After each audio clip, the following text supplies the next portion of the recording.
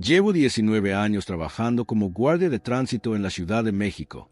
19 años dirigiendo el caos vehicular de una de las ciudades más grandes del mundo, bajo el sol implacable, respirando smog, aguantando insultos de conductores impacientes que creen que sus vidas son más importantes que las reglas de tránsito. He visto accidentes terribles. He sacado cuerpos de vehículos destrozados. He tenido que informar a familias que sus seres queridos no volverán a casa. Pensé que después de casi 2 décadas en este trabajo ya nada podría afectarme emocionalmente. Pensé que me había vuelto inmune al miedo, al shock, a lo inesperado. Pero hay cosas en este mundo que ninguna cantidad de experiencia puede prepararte para enfrentar. Cosas que desafían toda lógica, toda razón. Mi nombre es Javier Mendoza, tengo 41 años, y lo que voy a contarles comenzó hace 4 meses de una manera tan sutil que al principio ni siquiera me di cuenta de que algo andaba mal. Era junio, pleno verano en la capital. El calor era brutal. Las temperaturas alcanzaban los 35 grados durante el día y apenas bajaban a 28 durante la noche. Nuestro apartamento en la colonia Narvarte no tenía aire acondicionado, solo un ventilador viejo que hacía más ruido que brisa. Mi esposa Claudia y yo llevábamos viviendo ahí 12 años. Era un edificio de los años 70, sólido pero viejo. Paredes gruesas de concreto que en teoría debería mantener el calor afuera, pero que en realidad parecían absorberlo y radiarlo de vuelta durante la noche. Trabajaba el turno matutino, de 6 de la mañana a 2 de la tarde. Me levantaba a las 4:30 para estar listo. Café negro, pan dulce si había, y a la calle. Mi cruce asignado era Insurgentes con Viaducto, una de las intersecciones más complicadas de la ciudad. Miles de autos pasaban por ahí cada hora. Mi trabajo era mantener el flujo, prevenir accidentes, multar a los que se pasaban el alto. Era un trabajo monótono pero necesario. Y después de tantos años, lo hacía en piloto automático. Mis compañeros eran buenos tipos. Raúl, un veterano de 25 años que estaba a 2 años de su retiro. Sandra, una mujer joven y eficiente que manejaba el tráfico mejor que cualquier hombre que hubiera conocido. Y Miguel, mi mejor amigo en la corporación, un tipo con sentido del humor que podía hacer reír incluso en los días más difíciles. Terminaba mi turno a las 2, regresaba a casa, comía lo que Claudia había preparado, me duchaba para quitarme el polvo y el sudor de la calle, y me acostaba a dormir. Esa era mi rutina, todos los días, sin variación. Claudia trabajaba desde casa como contadora. Teníamos un hijo, Daniel, de 8 años, que iba a la escuela primaria a 3 cuadras del apartamento. Una vida normal, ordinaria, predecible, exactamente como me gustaba. Todo cambió el 12 de junio. Recuerdo la fecha exactamente porque era el día después de que México jugara su primer partido en la Copa América. Había llegado a casa después del turno, exhausto como siempre. El calor había sido particularmente brutal ese día, 40 grados a pleno sol. Había multado a 7 conductores, ayudado a una anciana a cruzar la calle y casi me atropella un motociclista que se pasó el semáforo en rojo. Un día típico. Comí, me duché, me metí en la cama. Claudia había cerrado las cortinas para bloquear el sol de la tarde. El cuarto quedó en penumbra, perfecto para dormir. Cerré los ojos. El ventilador giraba lentamente sobre mi cabeza haciendo su ruido familiar. Me quedé dormido en minutos. Me desperté porque sentí algo raro. No fue un sonido, no fue un sueño.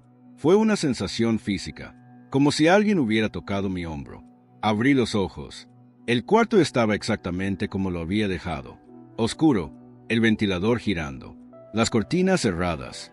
Miré el reloj en la mesa de noche. 4:37 de la tarde. Había dormido apenas 2 horas. Me incorporé en la cama y miré a mi alrededor. Todo parecía normal, pero esa sensación de que alguien me había tocado era tan real, tan vívida.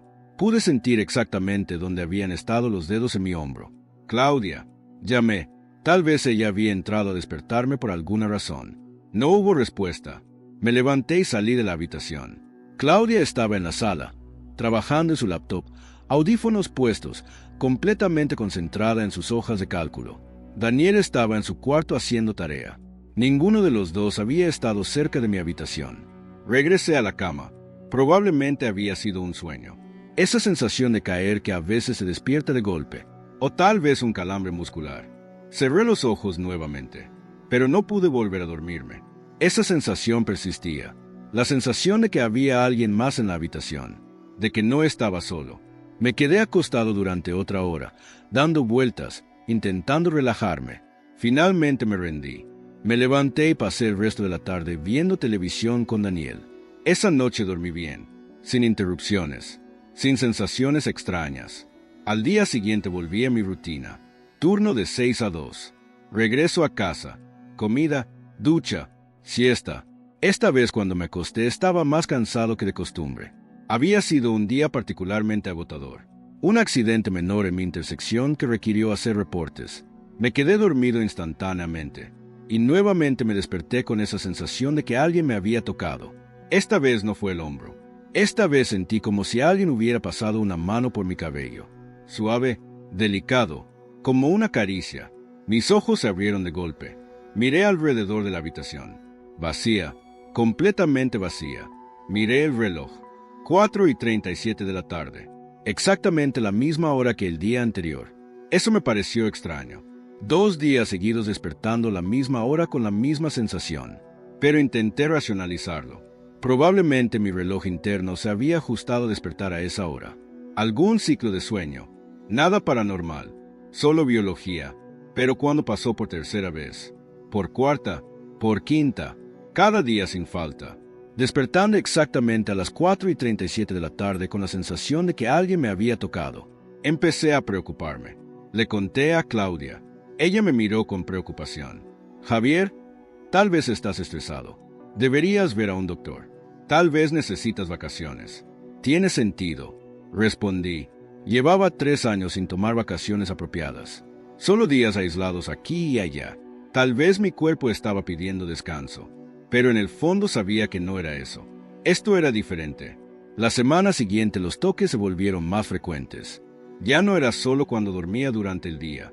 Comenzó a pasar durante la noche también. Me despertaba a las 3 de la madrugada, sintiendo que alguien había tocado mi cara. A las 5 sintiendo presión en mis pies como si alguien estuviera parado al final de la cama. Claudia nunca sentía nada. Dormía profundamente toda la noche, pero yo me despertaba cada 2 horas. El cansancio comenzó a afectarme. En el trabajo cometía errores. Casi dejé pasar un semáforo sin cambiarlo. Miguel lo notó. Compadre, te ves terrible. Estás durmiendo. Apenas. Admití. He tenido insomnio. Deberías ver a un doctor. Fue lo que me dijo Claudia también. Pero era más que insomnio. Era la certeza creciente de que había algo en mi habitación. Algo que no podía ver pero que podía sentir. Algo que me tocaba, que me observaba, que esperaba que me durmiera para acercarse. Comencé a tenerle miedo a mi propia habitación, a mi propia cama. Empecé a quedarme despierto viendo televisión hasta tarde, hasta que el cansancio era tan intenso que me desmayaba más que dormirme.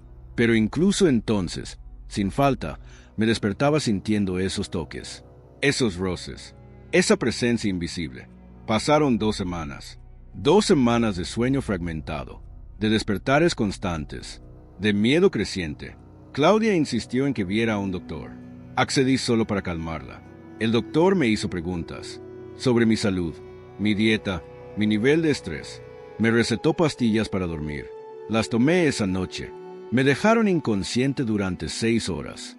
Pero cuando desperté, a las 4:37 de la tarde como siempre, la sensación estaba ahí, más fuerte que nunca. Esta vez no fue solo un toque. Sentí peso, como si alguien se hubiera sentado en la cama junto a mí. Podía ver la depresión en el colchón.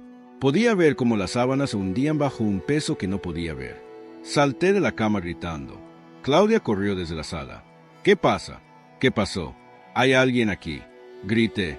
Hay alguien en la cama. Claudia miró la cama. Javier, no hay nadie. La cama estaba normal ahora, sin depresión, sin peso invisible, como si nada hubiera pasado. No estoy loco, insistí. Vi cómo se hundía el colchón. Había alguien sentado ahí. Claudia me abrazó. Estás agotado. El estrés te está jugando malas pasadas. Tal vez deberías tomarte unos días libres. Pedí una semana de vacaciones.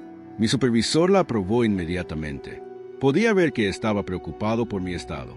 Esa semana la pasé intentando recuperar el sueño, pero no importaba que tan cansado estuviera.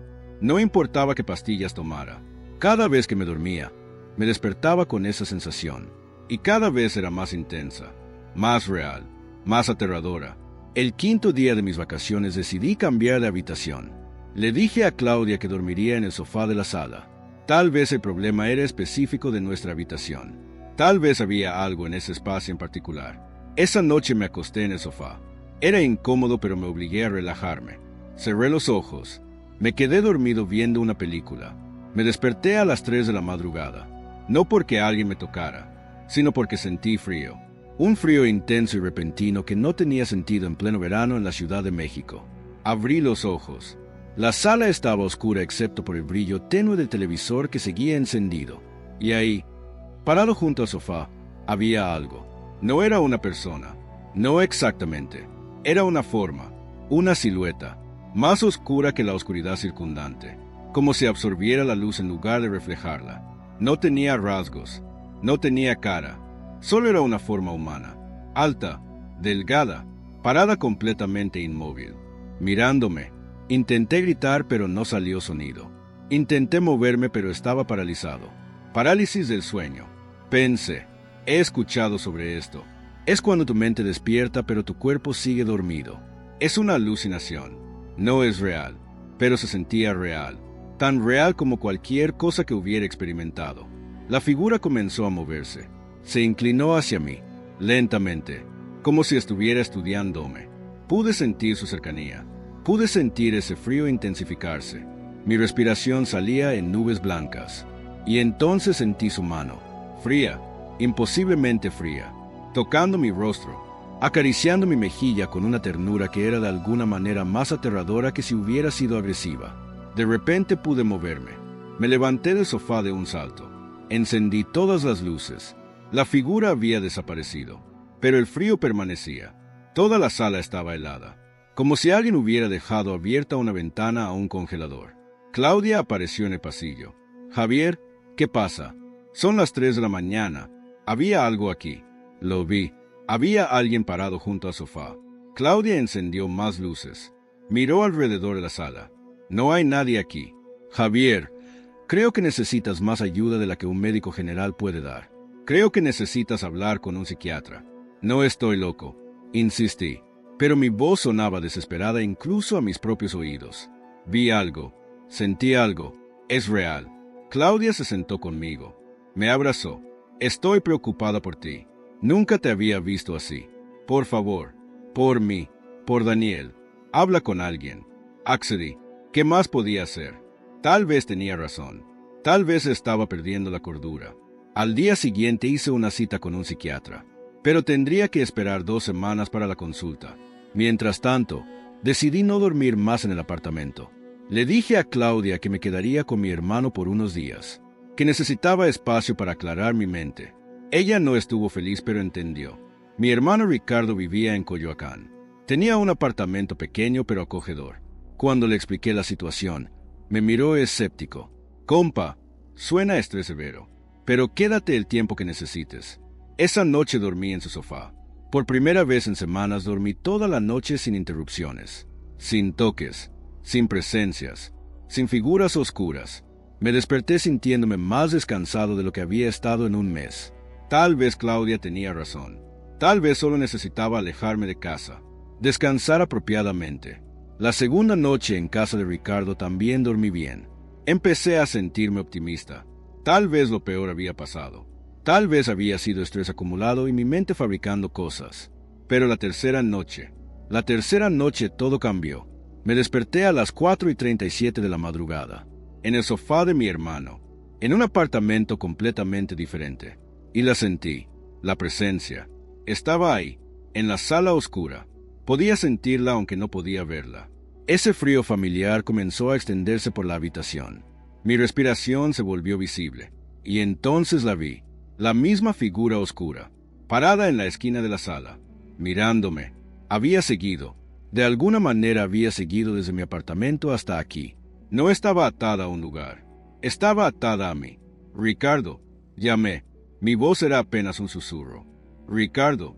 La figura comenzó a moverse hacia mí. Lentamente, deliberadamente. Cada paso silencioso. Ricardo. Grité más fuerte. Mi hermano apareció desde su habitación. Encendió la luz. La figura desapareció instantáneamente. ¿Qué pasa? ¿Por qué estás gritando? Estaba aquí. La vi. La misma figura que he estado viendo en mi casa. Está aquí. Me siguió. Ricardo me miró con preocupación real. Javier, no hay nadie aquí. Creo que realmente necesitas ver a ese psiquiatra pronto. Volví a casa al día siguiente. No tenía caso quedarme con Ricardo. Si esta cosa me había seguido ahí, me seguiría a cualquier lugar. Claudia me recibió con alivio y preocupación mezclados. Te ves terrible. ¿Dormiste algo? Un poco. Mentí. No quería asustarla más de lo que ya estaba. Esa noche me acosté en mi propia cama nuevamente. Claudia dormía a mi lado, su respiración profunda y regular. Daniel dormía en su cuarto. Todo era normal, ordinario, excepto por esa presencia que ahora podía sentir constantemente, incluso cuando estaba despierto. Era como tener a alguien parado detrás de ti todo el tiempo, siempre en tu visión periférica, siempre ahí pero nunca completamente visible. Me quedé acostado mirando el techo. El ventilador giraba lentamente. Las sombras que creaba bailaban en el techo. Y entonces una de esas sombras se movió de manera diferente. Se separó del resto. Tomó forma. La figura oscura estaba ahí, en el techo, directamente sobre mí, mirando hacia abajo. Mi corazón se detuvo. Quise gritar, pero no podía. Estaba paralizado de terror. La figura comenzó a descender, lentamente, como si estuviera flotando. Bajó y bajó hasta que estuvo a centímetros de mi rostro. Pude sentir ese frío emanando de ella. Pude sentir algo que solo puedo describir como hambre. Como si esta cosa quisiera algo de mí. Necesitara algo de mí. Cerré los ojos con fuerza. Esto no es real. Me repetía. Esto no es real. Pero entonces sentí algo. Algo frío y húmedo tocando mi frente. Como labios. Como si esta cosa me estuviera besando. Mis ojos se abrieron de golpe. Grité. Un grito que salió del fondo de mi alma. Claudia se despertó sobresaltada. Javier, ¿qué pasa? Encendió la luz de su mesa de noche. La figura había desaparecido, pero yo estaba sentado en la cama, temblando, sudando, hiperventilando. Claudia me abrazó. Está bien, estás bien. Fue solo una pesadilla. No fue una pesadilla. Logré decir entre respiraciones. Estaba aquí. Estaba justo encima de mí. Daniel apareció en la puerta de nuestra habitación, sus ojos grandes y asustados. Papá, ¿estás bien? Estoy bien, campeón. Respondí intentando calmarme. Solo un mal sueño. Vuelve a la cama. Daniel me miró con duda pero obedeció. Claudia esperó hasta que escuchamos la puerta de Daniel cerrarse. Luego me miró seriamente. Javier, esto no puede continuar. Estás asustando a Daniel. Me estás asustando a mí. Mañana vamos a urgencias. No voy a esperar 2 semanas para esa cita con el psiquiatra. Necesitas ayuda ahora. Asentí. Tenía razón. Necesitaba ayuda. Aunque no estaba seguro de que un doctor pudiera ayudarme con esto. A la mañana siguiente fuimos a urgencias del hospital más cercano. Le expliqué mis síntomas al doctor de guardia. Insomnio, alucinaciones, sensación de presencia, parálisis del sueño. Me hizo varias pruebas. Análisis de sangre, presión arterial, revisión neurológica básica. Todo salió normal. Me recetó antipsicóticos leves y me dio una referencia urgente para un psiquiatra. Esa noche tomé la medicación. Me dejó aturdido, pero no me durmió completamente. Me quedé en ese estado entre dormido y despierto. Y en ese estado la sentí más claramente que nunca. No estaba sola. Había más, múltiples presencias en la habitación. Todas alrededor de mi cama. Todas observándome. Todas esperando. Intenté moverme. No podía. Intenté hablar. No podía. Estaba atrapado en mi propio cuerpo mientras estas cosas se acercaban más y más. Y entonces una de ellas habló. No con voz audible, sino directamente en mi mente. Javier, me llamaba. Javier Mendoza. Nos conoces. No recuerdas, pero nos conoces. ¿Qué quieren de mí? Intenté preguntar con mi mente. Solo queremos estar cerca. Respondió la voz. Hemos estado solos tanto tiempo. Tanto frío. Tanto vacío. Tú nos puedes ver. Nos puedes sentir. Eso es raro. Especial. No me dejen en paz. Supliqué. Por favor, déjeme dormir. ¿Dormir? La voz sonaba confundida. No recordamos cómo se siente dormir. No recordamos cómo se siente estar vivos. Pero tú lo recuerdas. Puedes compartir con nosotros. Las presencias se acercaron más. Pude sentir sus manos frías tocando mi cuerpo, mi cara, mi pecho, mis brazos. Docenas de manos, todas buscando calor, buscando vida, tomándola de mí. Me estaban drenando. Podía sentirlo. Mi energía, mi vitalidad, fluyendo fuera de mí hacia estas cosas. Comencé a sentirme débil, mareado, como si me estuviera desvaneciendo. Y entonces escuché otra voz, una voz real, la voz de Claudia. Javier, Javier, despierta. Estás teniendo una pesadilla. Mis ojos se abrieron. Claudia me sacudía. La luz de su mesa de noche estaba encendida. Las presencias se habían ido, pero el frío permanecía, y me sentía débil, tan débil que apenas podía sentarme. Claudia, hay algo en esta casa. Logré decir, algo que me está haciendo daño. No sé qué es, pero necesitamos ayuda. No de un doctor, de alguien más. ¿Qué quieres decir? Un sacerdote, un medium, alguien que entienda de cosas paranormales. Claudia me miró como si hubiera perdido la razón completamente. Javier, no estás hablando con sentido. Necesitas descansar. Voy a llamar al doctor. No, la detuve. Escúchame. Sé que suena loco. Sé que piensas que he perdido la cordura. Pero algo está pasando. Algo real. Y necesito que confíes en mí. Claudia se quedó callada por largo rato. Finalmente habló. ¿Qué necesitas que haga? Conozco a alguien. Mi compañero Miguel. Su abuela es curandera. Practica limpias. Cosas tradicionales. Tal vez ella pueda ayudar. O al menos decirme qué está pasando. Claudia suspiró. Está bien. Llama a Miguel mañana. Pero si esto no funciona, promete que verás al psiquiatra. Lo prometo. A la mañana siguiente llamé a Miguel. Le expliqué la situación. Se quedó callado por un momento. Luego habló. Mi abuela Lupita. Ella sabe de estas cosas. Vive en Xochimilco. Puedo llevar contigo esta tarde si quieres. Por favor. Esa tarde Miguel me recogió. Manejamos hacia Xochimilco. La casa de su abuela era pequeña pero llena de plantas. Imágenes religiosas. Velas. Incienso. Doña Lupita era una mujer de 80 y tantos años. Pequeña, arrugada, pero con ojos que te veían directo al alma. Miguel le explicó por qué estábamos ahí. Ella me miró fijamente. Siéntate, me dijo. Necesito ver que te está siguiendo. Me senté en una silla de madera en medio de su sala. Ella caminó alrededor de mí, murmurando oraciones, haciendo señales con sus manos, quemando copal. Después de varios minutos se detuvo. Hay muchos contigo, dijo. No solo uno, muchos.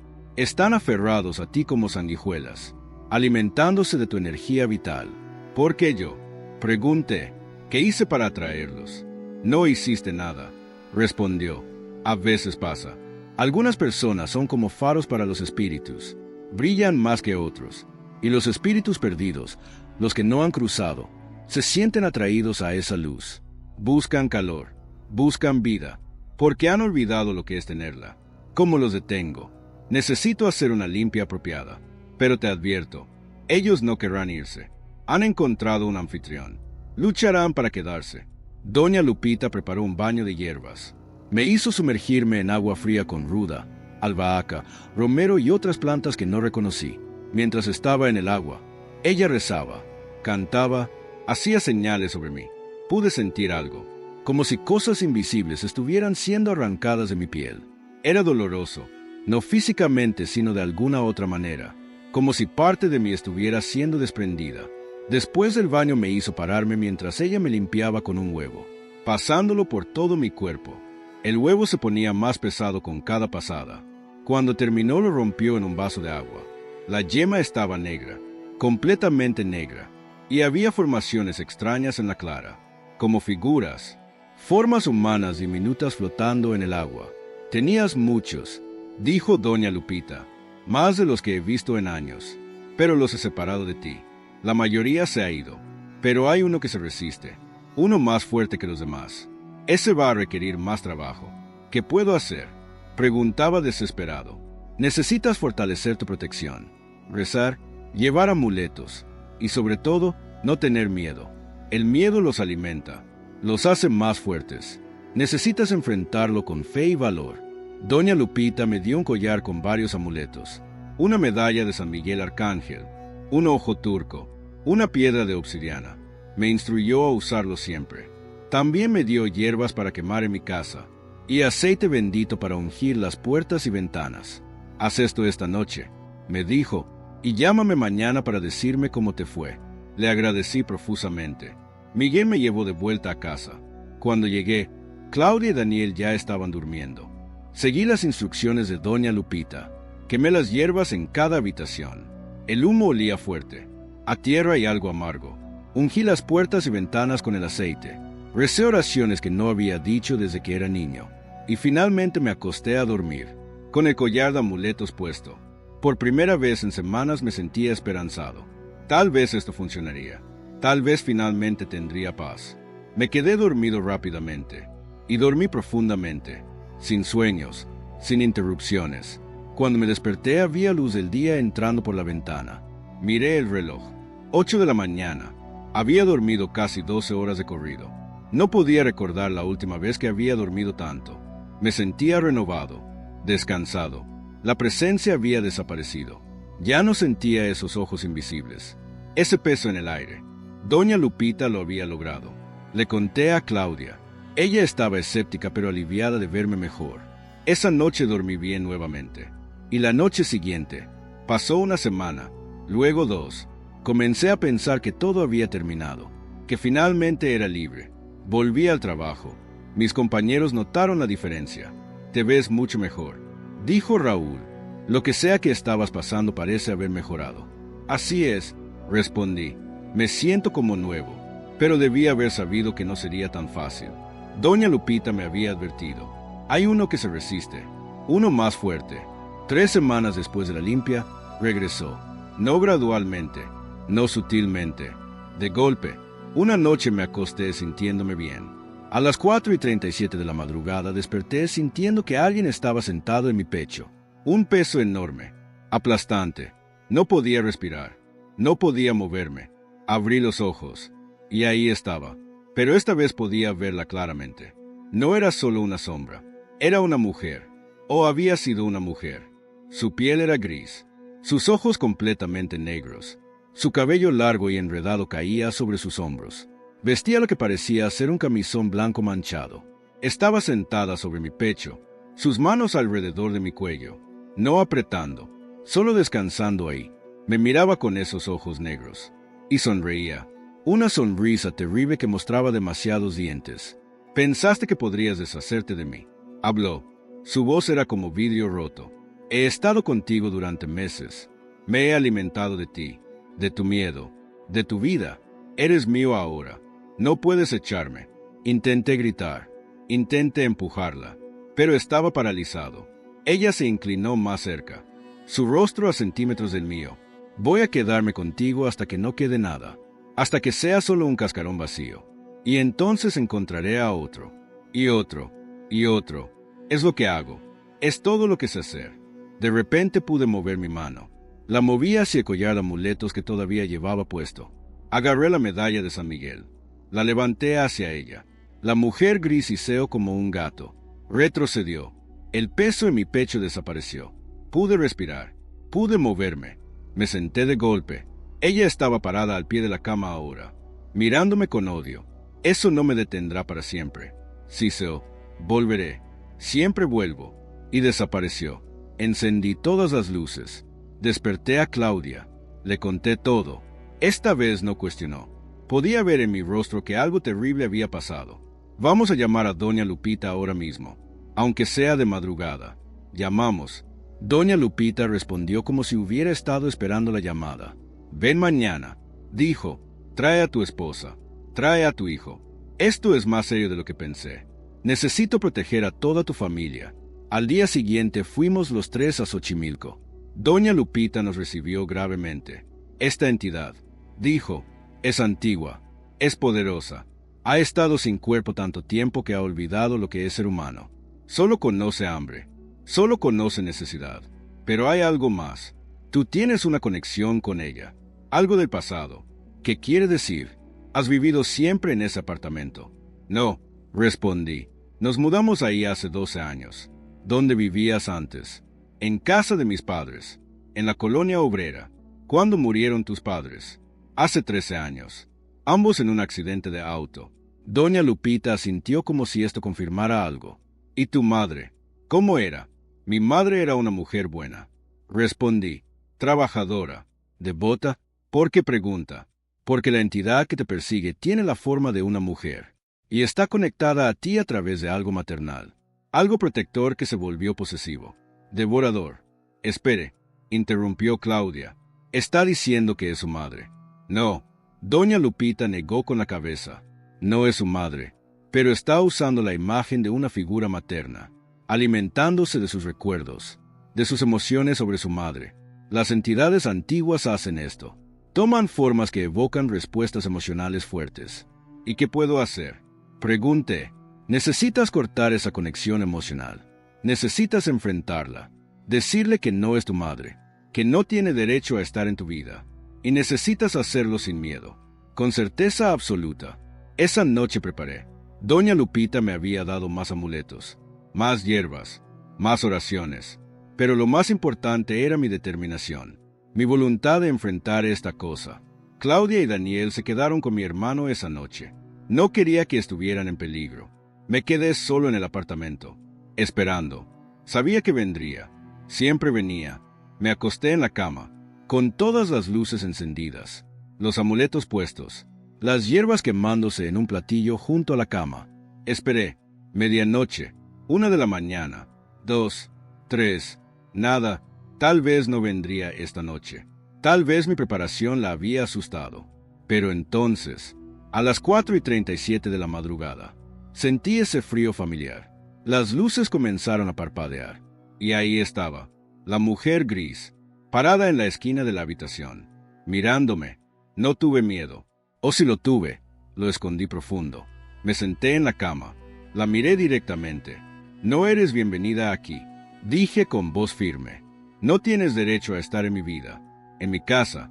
Ella sonrió esa sonrisa terrible. Soy parte de ti. Sí, he estado contigo desde que dejaste la casa de tu madre, cuando tus padres murieron. Tu dolor, tu pérdida. Me llamaron, me alimentaron, me hicieron fuerte. No, respondí. Mi dolor era mío, mi pérdida era mía. No te di permiso de alimentarte de ellos. No eres mi madre, no eres nada para mí. Solo eres un parásito, y te ordeno que te vayas. La mujer gris se enfureció.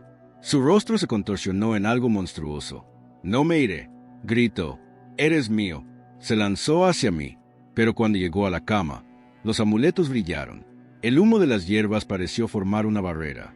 Ella rebotó hacia atrás como si hubiera golpeado una pared invisible. Gritó, un sonido que no era humano, un sonido de rabia y frustración.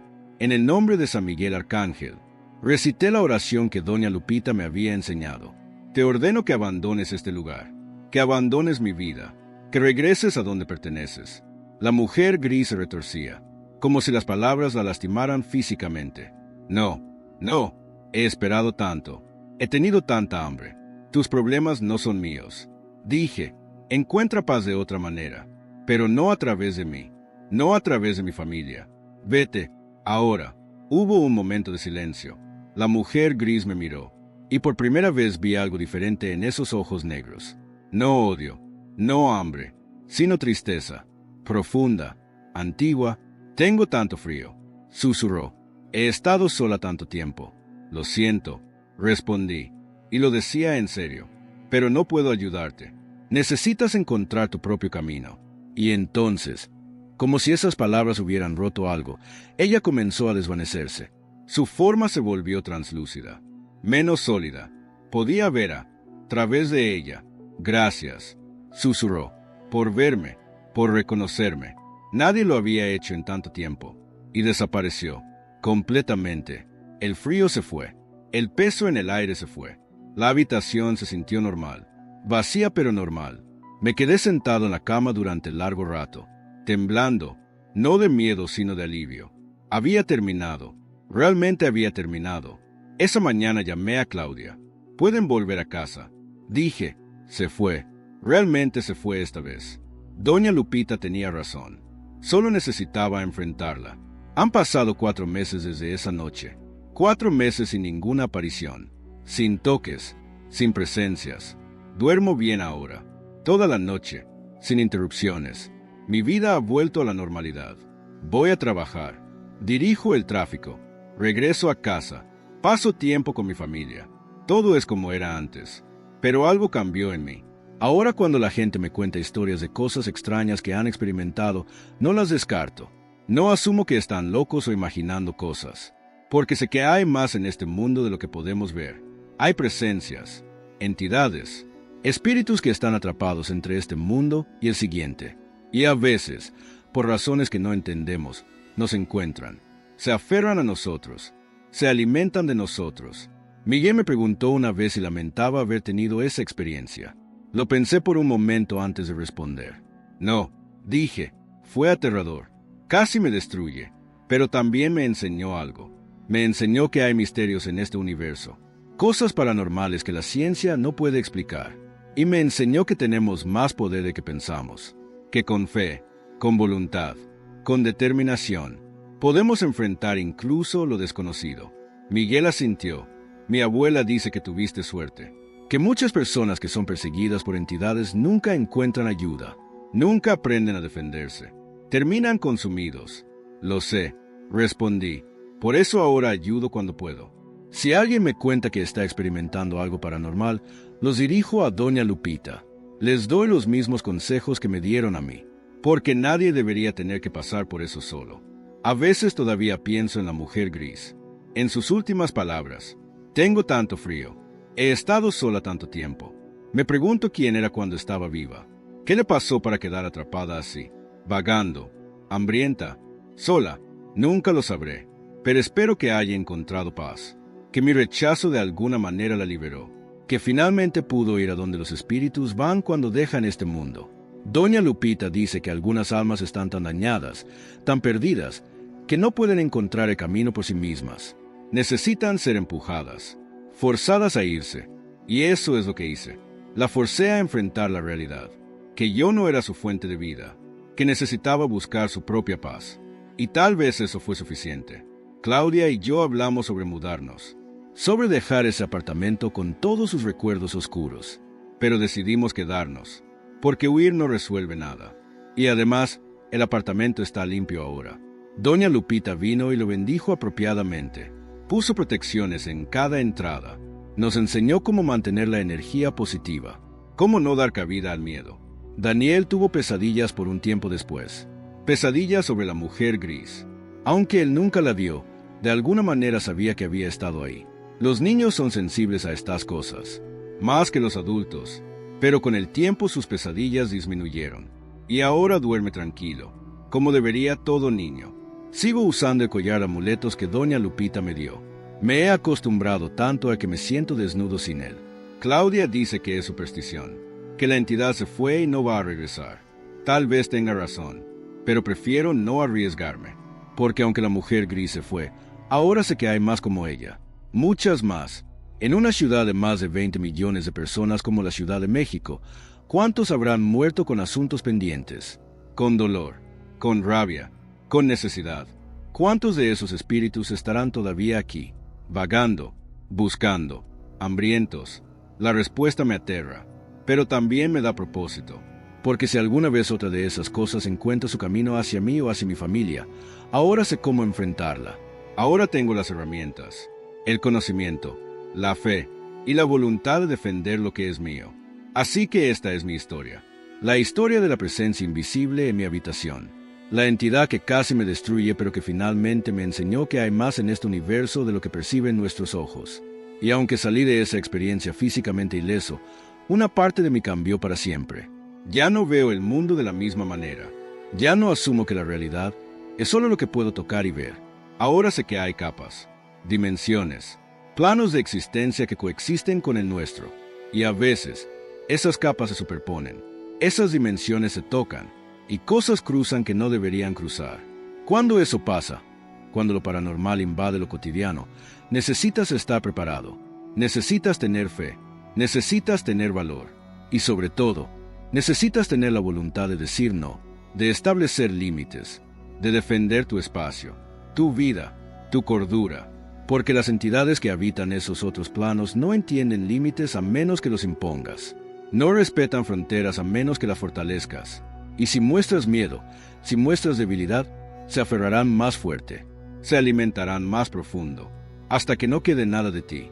Por eso ahora, cuando entreno a nuevos guardias de tránsito, cuando comparto mi experiencia de casi 2 décadas en el trabajo, incluyo algo que no está en ningún manual.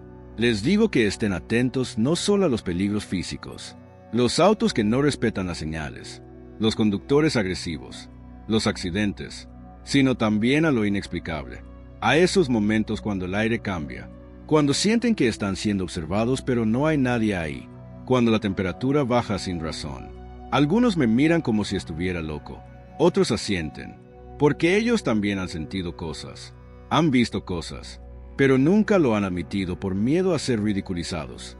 Y cuando encuentro a esos, a los que han sentido lo paranormal pero lo han guardado en secreto, les doy el número de Doña Lupita. Les digo que hay ayuda disponible, que no tienen que sufrir solos, porque eso es lo que estas entidades quieren, que estemos solos, aislados, avergonzados de admitir lo que estamos experimentando, porque en ese aislamiento somos vulnerables, débiles, fáciles de consumir. Pero cuando hablamos, cuando compartimos nuestras experiencias, cuando buscamos ayuda, nos fortalecemos, y las entidades pierden su poder sobre nosotros. Esa es la lección más importante que aprendí. No el miedo, no el terror de esos meses cuando la mujer gris me perseguía, sino el poder que descubrí cuando finalmente la enfrenté. El poder de decir no, de reclamar mi vida, mi espacio, mi paz. Y ese poder, una vez que lo descubres, nunca te abandona. Así que si alguien está leyendo esto, si alguien está experimentando algo similar, toques inexplicables, presencias invisibles, entidades que los persiguen, quiero que sepan algo. No están locos, no están imaginando cosas.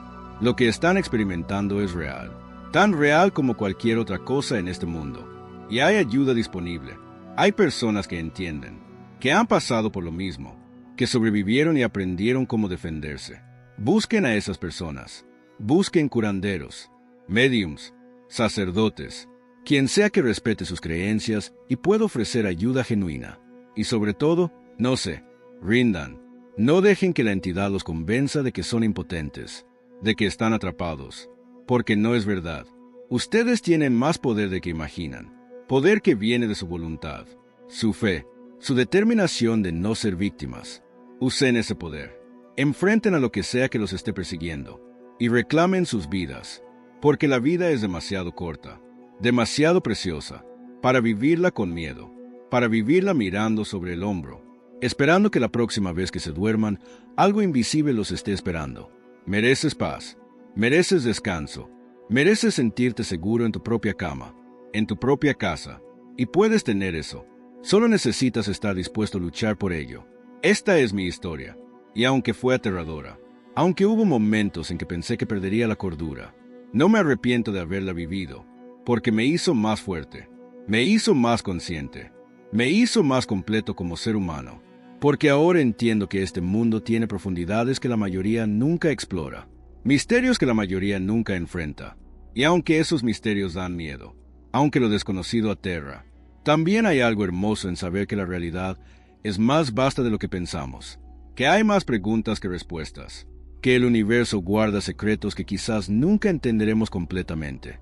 Y puedo vivir con eso, puedo vivir con el misterio, con lo inexplicable, mientras tenga las herramientas para defenderme, mientras tenga la fe para mantenerme firme, y mientras tenga el amor de mi familia para recordarme porque vale la pena luchar.